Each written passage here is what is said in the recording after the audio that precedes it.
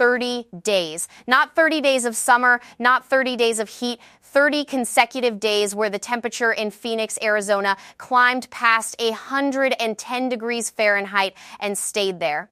A month without a single day of relief.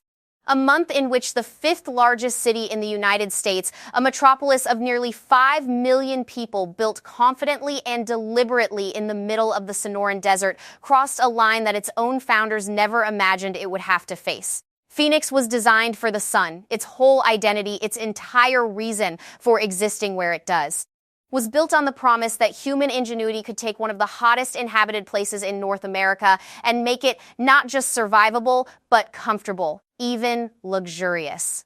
And now, 30 days into a streak like this, that promise is being tested in a way it has never been tested before. And the uncomfortable question hanging over the whole valley is whether the city that was designed for the sun has finally been broken by it.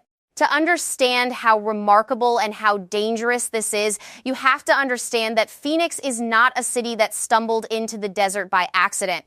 It was placed here on purpose, engineered from the ground up to defeat the heat. The entire modern city is a monument to the idea that with enough water, enough electricity, and enough air conditioning, human beings can live comfortably in a place where without those things, they simply could not. For most of the last century, that bet paid off spectacularly. Phoenix grew from a dusty farming town into one of the fastest growing major cities in America, its population multiplying decade after decade as retirees and families and businesses poured in. All of them trusting in the same invisible machinery, the dams and canals bringing water across the desert, the power plants humming day and night, and above all, the air conditioning that turned deadly afternoons into a background hum you could ignore. 30 straight days over 110 is the moment that machinery gets pushed to its absolute limit, and the whole world gets to watch whether it holds. What 110 degrees actually does to a body, it is easy to see a number like 110 on a screen and file it away as just another hot day, because most people have no real frame of reference for what that temperature does to a human being. But the human body is not designed for it. And the physics of how we stay alive in heat are unforgiving.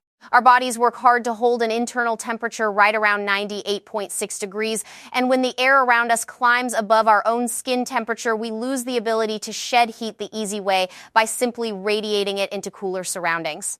At 110 degrees, the air is not cooling you at all. It is actively heating you.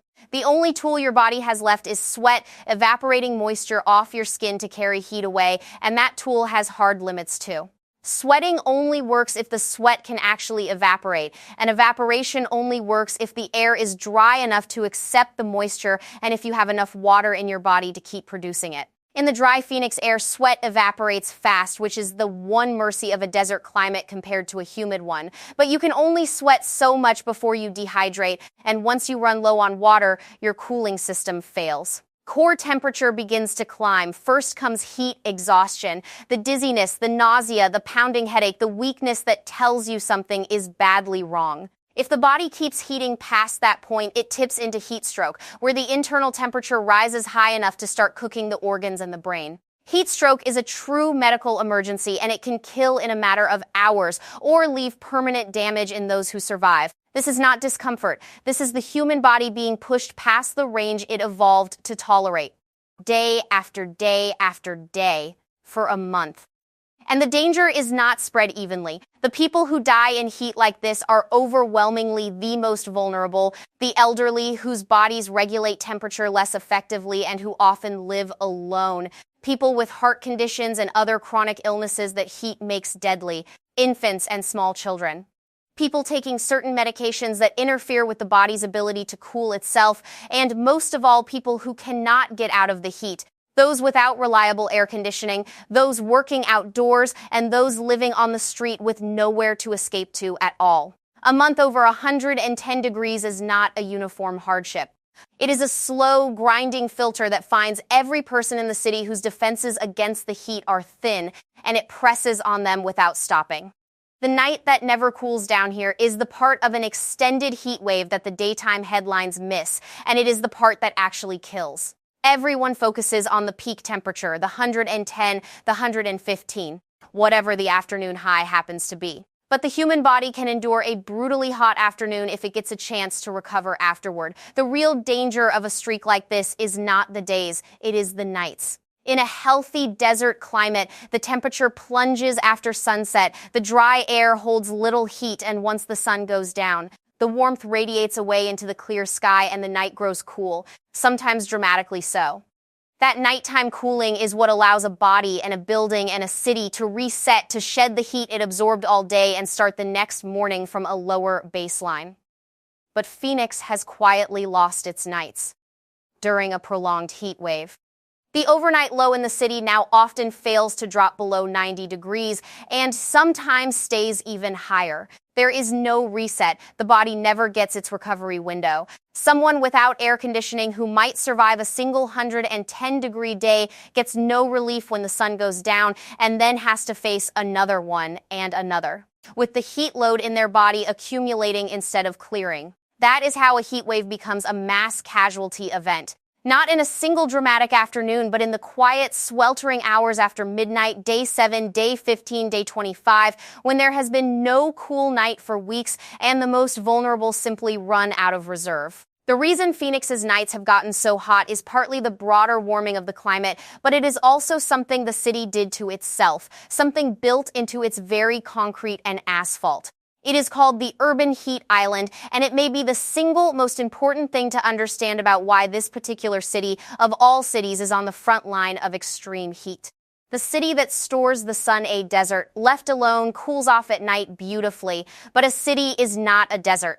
Phoenix has spent a century paving over the Sonoran with hundreds of square miles of asphalt roads, parking lots, concrete, and dark rooftops, surfaces that are extraordinarily good at absorbing solar energy all day long and then releasing it slowly all night. The sprawling, low-density, car-dependent form of the city means enormous areas of dark heat-absorbing pavement soaking up the sun from dawn to dusk. When the sun sets, all of that stored heat begins radiating back out into the air, keeping the nighttime temperature elevated far above what the surrounding untouched desert would experience. The city has, in effect, built itself a giant thermal battery that charges every day and discharges every night, and the discharge is exactly what robs its residents of the cool nights they need to survive. This is the bitter irony at the heart of the story. The very things that let Phoenix grow so large and so fast, the endless sprawl, the wide roads, the parking, the development spreading across the desert floor, are the same things now making the heat worse. The city that was designed to conquer the sun has instead built a landscape that captures it and holds onto it, turning up the temperature on its own residents night after night. And because the heat island effect is strongest in the densest, most paved over parts of the city, it often falls hardest on exactly the neighborhoods with the least tree cover, the least shade, and the fewest resources to fight back, the older, lower-income areas where cooling one's home is already a financial strain. The heat is not just an act of nature. Much of it is an act of design, and it lands unequally on the people least able to escape it. Everything depends on the grid. If there is one thing standing between Phoenix and catastrophe during a 30-day streak like this, it is electricity. Air conditioning is not a luxury in Phoenix, it is life support. It is the single technology that makes the entire city possible, and during a heat wave of this length, the demand for it becomes almost unimaginable. Nearly 5 million people all running their air conditioners at full capacity around the clock for weeks. That is an enormous, relentless load on the electrical grid, and it is a load that peaks exactly when the grid is most stressed and most vulnerable. The danger is a cascade, and it is the scenario that keeps emergency planners awake at night. Extreme heat does not just increase the demand for power, it also degrades the ability to supply it. Power lines carry less current efficiently when they are hot. Transformers and other equipment strain and can fail under sustained high temperatures. Some kinds of power generation lose efficiency in extreme heat as well. So at the exact moment when demand is at its absolute peak, the system's capacity to deliver is at its weakest. If any significant part of that system fails during a heat wave like this, a major outage, a cascading blackout that spreads across the grid, the consequences would not be an inconvenience. They would be deadly. A widespread multi-day power failure during a stretch of 110-degree days would turn hundreds of thousands of air-conditioned homes into ovens within hours, and the people inside them, especially the vulnerable ones, would have nowhere to go and no way to cool down.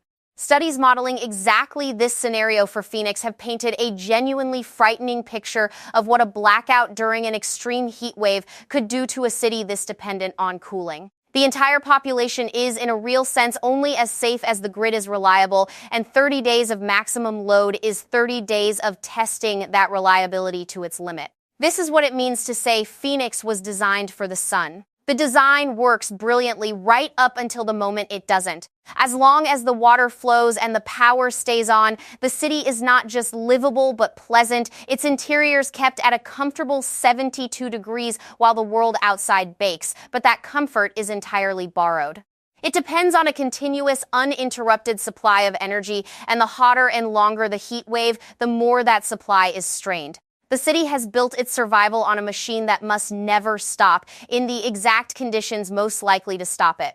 Water in the equation behind the power is the water, and Phoenix's water story only sharpens the danger. This is a desert city of millions, and it does not get its water from the sky. It gets it from rivers, above all from the Colorado River, carried hundreds of miles across the desert through a massive canal system, and from the Salt and Verde rivers closer to home, plus groundwater pumped from beneath the valley. Every one of those sources is under pressure. The Colorado River has been shrinking through decades of drought and overuse, its great reservoirs dropping toward levels that threaten the deliveries the whole Southwest depends on. And Arizona, because of the seniority rules that govern who gets Colorado River water first, sits in a particularly exposed position among the first to face cuts when the river runs short. Heat makes all of it worse. Extreme heat drives up water demand exactly as it drives up power demand for drinking, for cooling systems, for keeping the trees and landscaping that provide shade alive, for the reservoirs that are themselves evaporating faster in the punishing sun. A prolonged heat wave is not just a test of the power grid, it is a test of the water system too, and the two are deeply intertwined.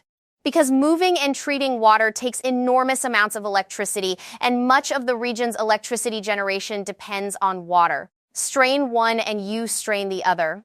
In a place like Phoenix, water and power are not separate systems. They are two halves of a single life support machine, and 30 days over 110 leans on both of them at once. Who lives outside the cool? For all the talk of a city kept at 72 degrees, an enormous number of people in Phoenix cannot retreat into that comfort, and it is among them that a heat streak like this does its real killing. There are the people experiencing homelessness, thousands of them, living on streets and in encampments where surface temperatures on the pavement can climb high enough to cause severe contact burns to anyone who falls or lies down on them. For someone with nowhere to go, a month over 110 degrees is not a statistic. It is a daily fight for survival with almost no defenses, and the death toll among the unsheltered during Phoenix heat waves has climbed to genuinely alarming numbers in recent years. Then there are the people who work outside because they have to. Construction crews, landscapers, delivery drivers, agricultural workers, warehouse workers in buildings that were never built to be cooled.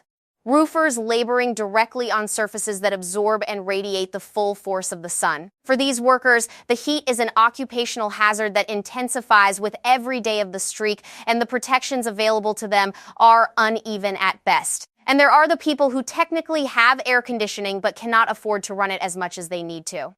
Watching their electricity bills climb through a month-long heat wave and rationing their own cooling to save money, gambling their health against their budget. And there are the elderly living alone, sometimes with an air conditioner that has broken down, sometimes simply not realizing how much danger they are in until it is too late. A group that shows up again and again in the grim accounting after every major heat event.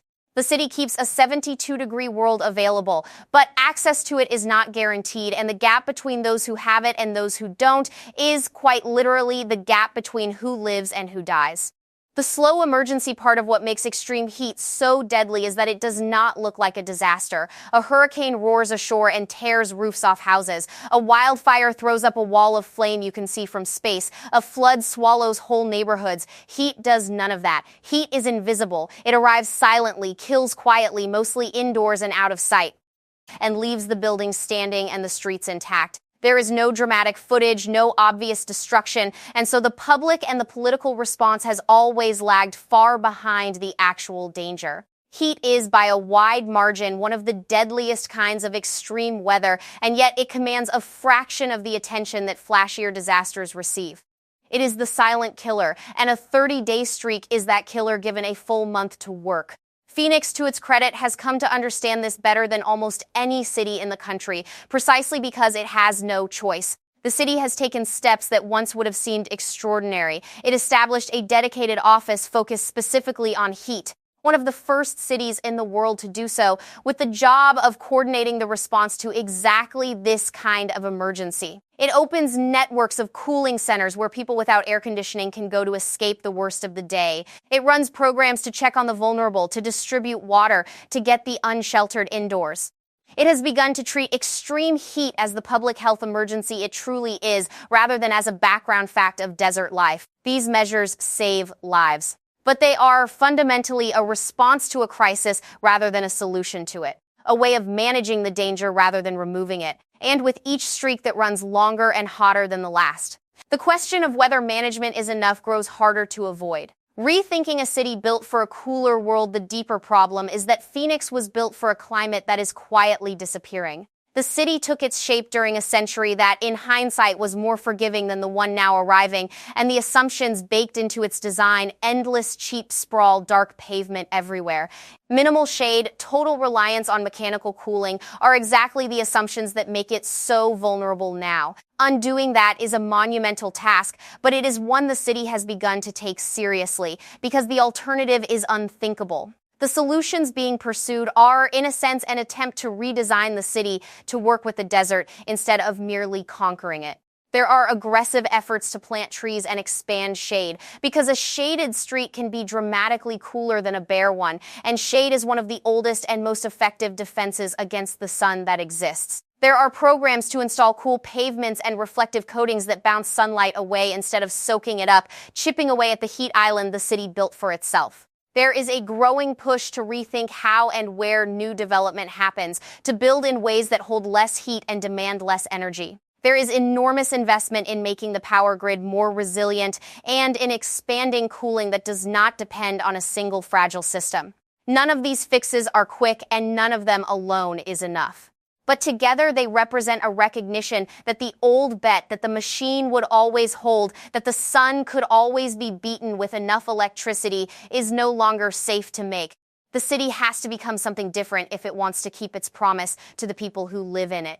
How a city learns to fear its own weather there is a psychological dimension to a month-long heat wave that rarely gets discussed, and it matters as much as the physical one. When the heat lasts a day or two, people treat it as an event to be endured, annoying, uncomfortable, but temporary. Something in the human mind is built to wait out a bad afternoon. But when the heat does not break, when day after day after day arrives with the same brutal high and the same sleepless, sweltering night, something shifts. The heat stops being an event and becomes a condition, a permanent weight pressing on every decision. People stop going outside. Parks empty, the rhythms of ordinary life, the morning walk, the kids playing in the yard.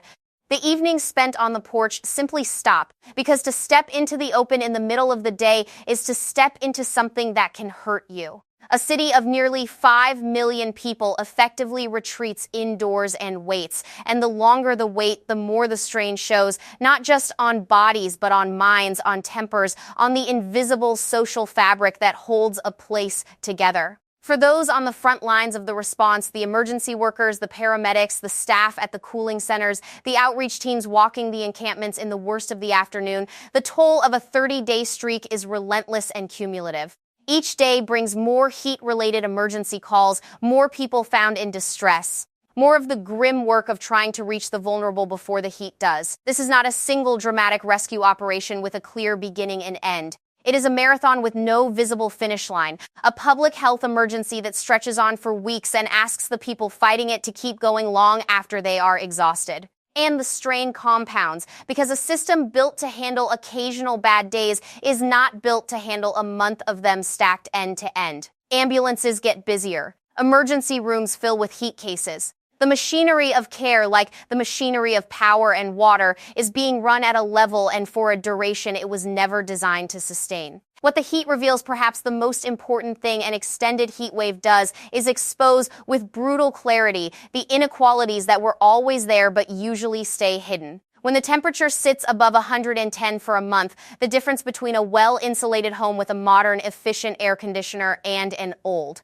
poorly built one with a failing unit becomes the difference between comfort and danger. The difference between a leafy, shaded neighborhood and a bare, paved one becomes measurable in degrees and ultimately in lives. The difference between being able to afford a month of maximum electricity use and having to ration it becomes a health decision made at the kitchen table. Heat does not create these gaps, but it widens them and it makes them lethal, turning what might otherwise be quiet economic differences into a matter of who survives the summer comfortably and who spends it in a fight.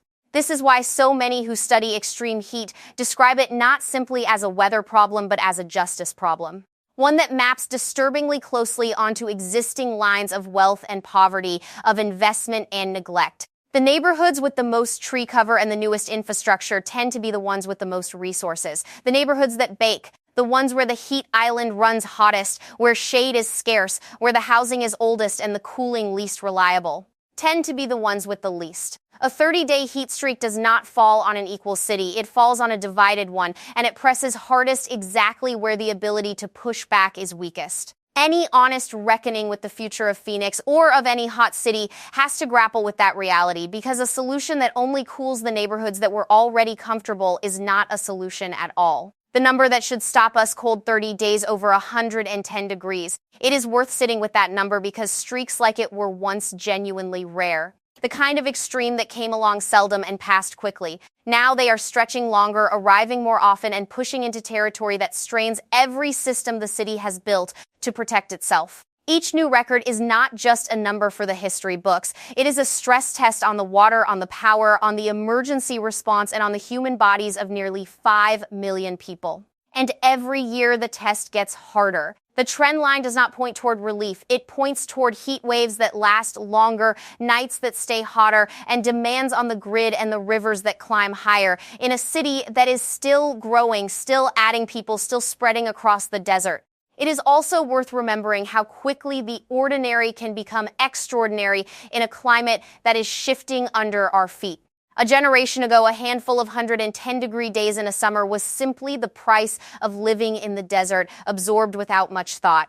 The idea of 30 of them in a row, with nights that refused to cool, would have sounded like an exaggeration. Now it is a headline, and the fear is not that it happened once, but that it is becoming the shape of things to come, that a streak like this is not the ceiling, but a new floor, a preview of summers that will test the city harder still. When the baseline moves, the extremes move with it, and events that were once unthinkable slide into the range of the merely unusual, and then into the range of the expected.